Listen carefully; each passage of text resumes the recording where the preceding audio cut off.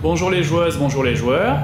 Bienvenue dans ma boutique de La Penne sur Yvonne, où je vais vous présenter aujourd'hui le top 50 de mes jeux favoris. Donc en fait, je vais faire cette vidéo en plusieurs parties. Et cette fois, je vais vous parler des jeux qui sont classés de la 41e à la 50e position. Alors, nous allons commencer en 50e position par le jeu Croix. Alors, le jeu Croix est un jeu qui peut se jouer jusqu'à 4 joueurs, qui est super joli. On a des petites grenouilles de différentes couleurs qui sont fort bien réussies. Et en fait, on constitue un plateau de jeu avec différentes tuiles que l'on retourne au fur et à mesure.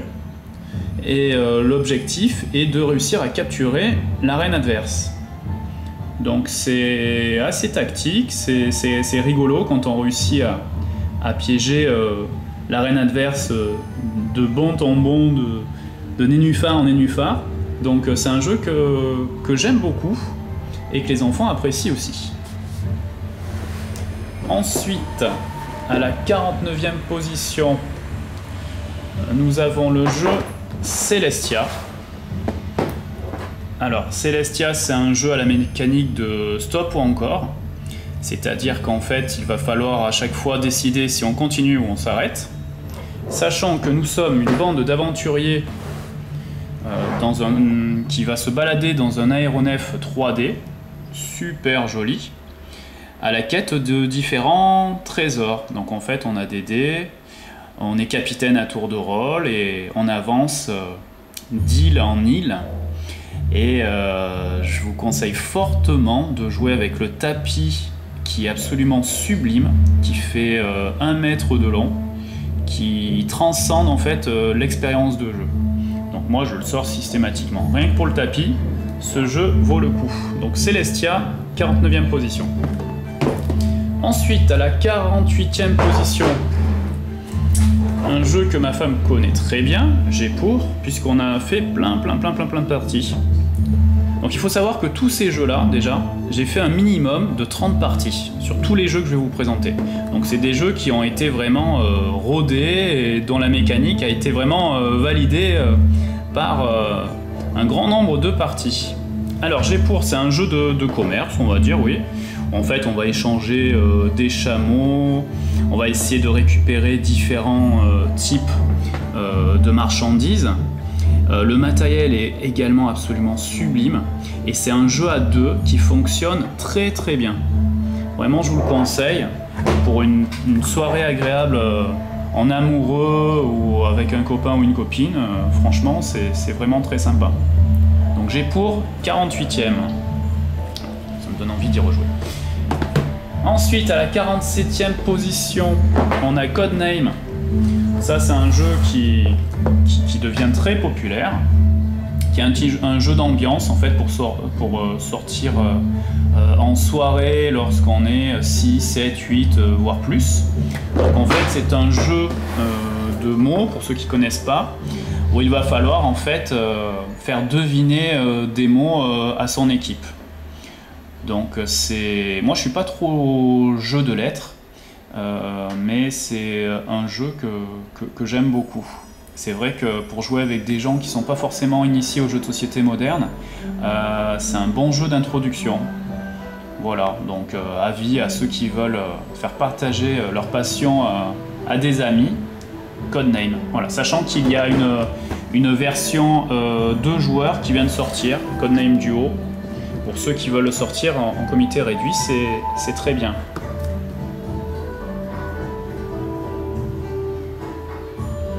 Alors ensuite, qu'avons-nous? J'avais perdu le fil. 46e. 46e, Takenoko.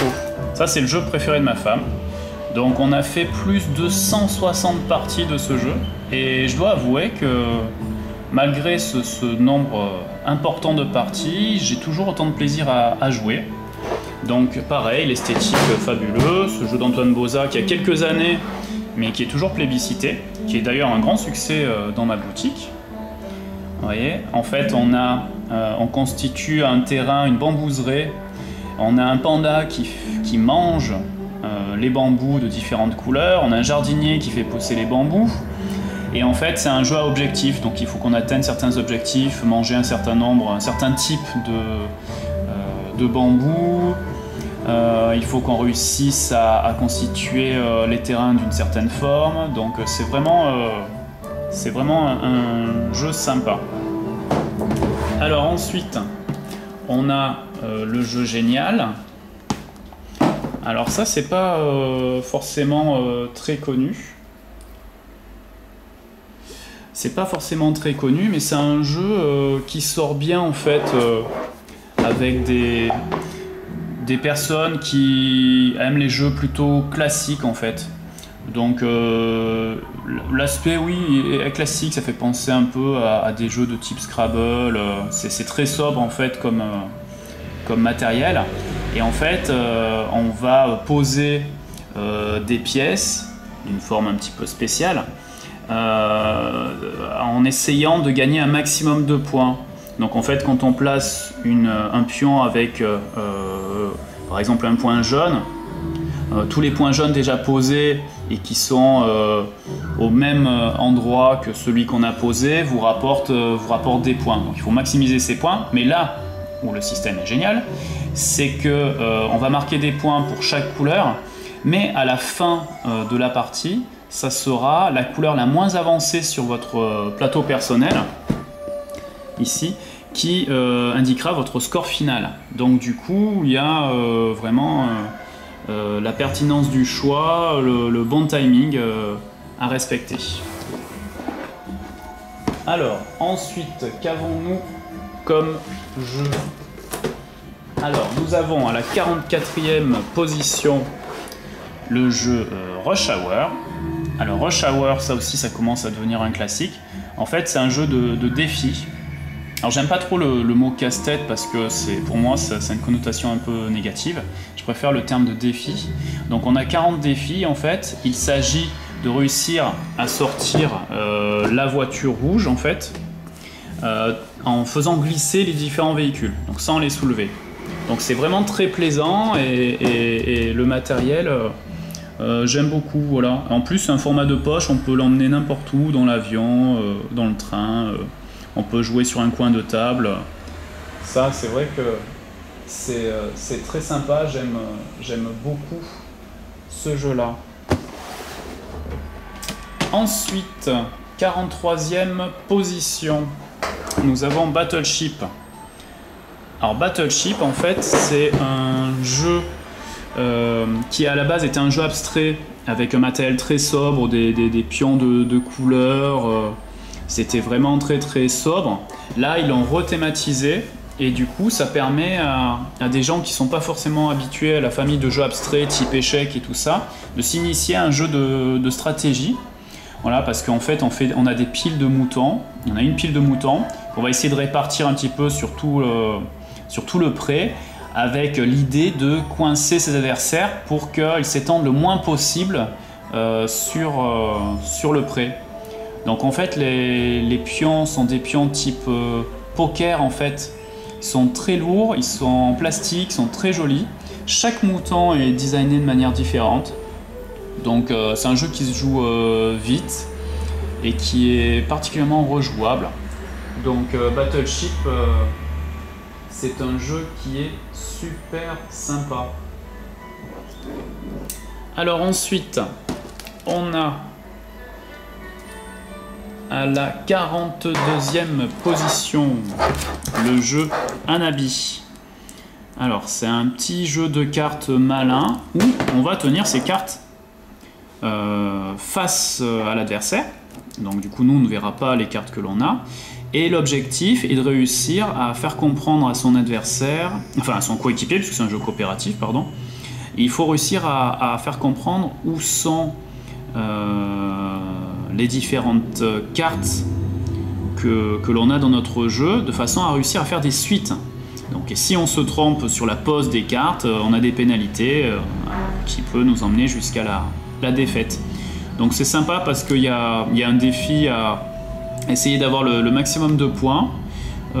c'est très joli et franchement la mécanique est intéressante. C'est un bon jeu de communication, voilà, qui a fait ses preuves depuis maintenant plusieurs années. Et on va finir à la 41e position avec le jeu Armadora. Alors là par contre au niveau esthétique, bon, c'est pas hyper joli, faut reconnaître. Mais par contre le système de jeu est super efficace. Donc en fait on a un plateau de jeu et on va jouer nos troupes face cachée sur le plateau et qui ont différentes valeurs. Donc en fait la zone de jeu on va la segmenter en plusieurs territoires. Donc à chaque fois on va devoir se dire est-ce que je segmente le plateau ou est-ce que je rajoute une de mes troupes. Et l'idée c'est d'avoir les majorités en fait sur les terrains de façon à gagner le plus de pièces d'or possible. Donc il y a toujours ce jeu là de répartition, de choix au bon moment, et c'est vrai que c'est un jeu qui est super sympa. Armadora. Voilà, bah écoutez, on a vu ma petite sélection de la 50e à la 41e position. Bon, il y a encore pas mal de jeux à découvrir, hein. Bah écoutez, je vous ferai prochainement une autre vidéo pour vous dire quels sont mes jeux préférés pour la partie suivante, pour mon top 50 2018. Voilà, bah écoutez, à bientôt. N'hésitez pas à venir dans ma boutique de La Penne-sur-Yvonne pour jouer à ces jeux-là avec moi, ça me ferait plaisir. Et je vous dis à bientôt et bon jeu!